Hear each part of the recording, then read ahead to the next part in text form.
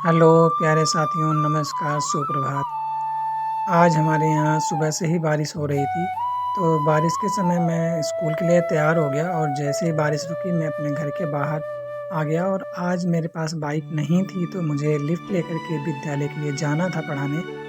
तो मैं बाहर निकला तो मौसम इतना सुहावना था कि मैंने सोचा क्यों ना आप सभी को इस नज़ारे को दिखाया जाए, इसलिए मैं बाहर आ गया।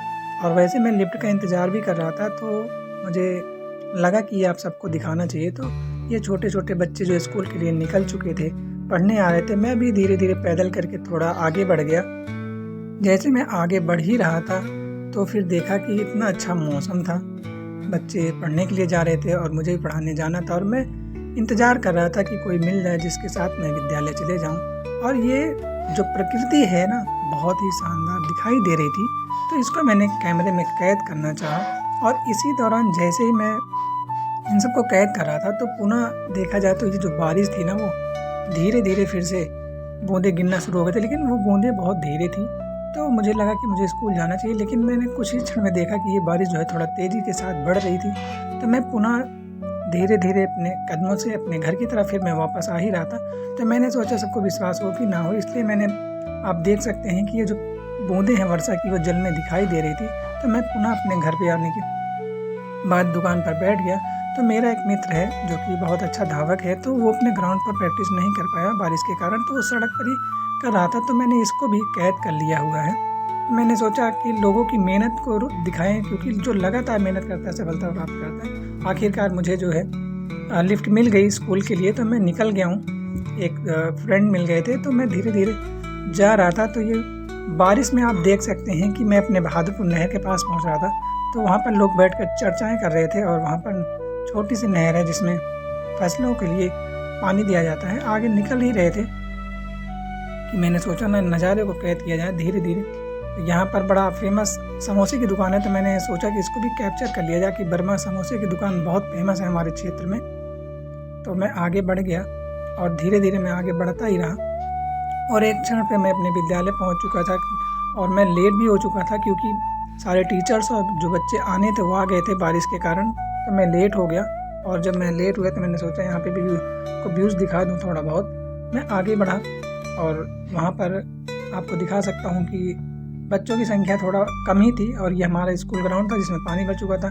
जो टीचर हैं वो बच्चों को पढ़ा रहे थे। फिर हम लोग निकल गए छुट्टी के बाद बाज़ार में, ढेमा बाज़ार में आगे की तरफ बढ़ रहे थे। तो यहाँ पर मुझे बहुत सारी संख्या में भीड़ दिखाई दी। फिर मुझे अचानक पता चला किसी से कि यहाँ पर आज यूरिया खाद बँटने के लिए आई हुई है, इसलिए लोगों ने, किसान ने तादाद में भीड़ लगा रखी थी ताकि उन्हें अपने फसलों के लिए यूरिया खाद मिल सके। इसी में मेरा एक इससे आनंद मिल जाता है बाज़ार में। और हम, हमारे 2 अध्यापक और ये तीनों लोग बाज़ार में इसको भी कैद करने आते हैं कि सोचने की बात है कि किसान को साल भर में 2 बार डीएपी और यूरिया की आवश्यकता पड़ती है और उनको इसके लिए भी लाइन लगानी पड़ती है। तो काफ़ी निंदनीय भी था ये। थोड़ा मैं चाहता हूँ कि ये सुविधाएं उपलब्ध कराएं सरकार के द्वारा। हालांकि मुझे किसी सरकार या उसका नहीं है, तो मैं इंटरेस्टिंग वीडियो बनाता हूँ, तो आप सभी लोग समझ ही सकते हैं। ये भी बहुत मनोरंजन वाला वीडियो ही था। मैं फिर लिफ्ट के द्वारा फिर मैं अपने घर की तरफ पुनः वापस आ रहा था, क्योंकि आनंद मुझे छूना है। फिर मैं अपने दुकान पर बैठ जाता हूँ और शाम का समय हो जाता है, लोग सामान लेने के लिए आते हैं। और जैसे ही मैं देखता हूँ तो यहाँ पर मेरे यहाँ पशु आहार भी बेचा जाता है, तो वो आज आने वाला था क्योंकि मेरे पास ख़त्म हो चुका था स्टॉक। तो उसके बाद मुझे कोचिंग भी पढ़ाने के लिए जाना था, तो मैं जल्दी-जल्दी से ये सारी चीज़ों को कवर करके मैंने पैसे पापा को दिए। फिर मैं निकल गया कोचिंग पढ़ाने के लिए, जहाँ पर मेरे छोटे-छोटे नन्हे-मुन्ने बच्चे इंतज़ार कर रहे थे पढ़ने के लिए, क्योंकि 2 बैचेस मुझे वहाँ पढ़ाने होते हैं। तो जिसमें ये सारे बच्चे हैं, ये पढ़ रहे हैं, ये अपना चेहरा भी छुपा रहे हैं कि हमारा चेहरा इसमें ना आने पाए।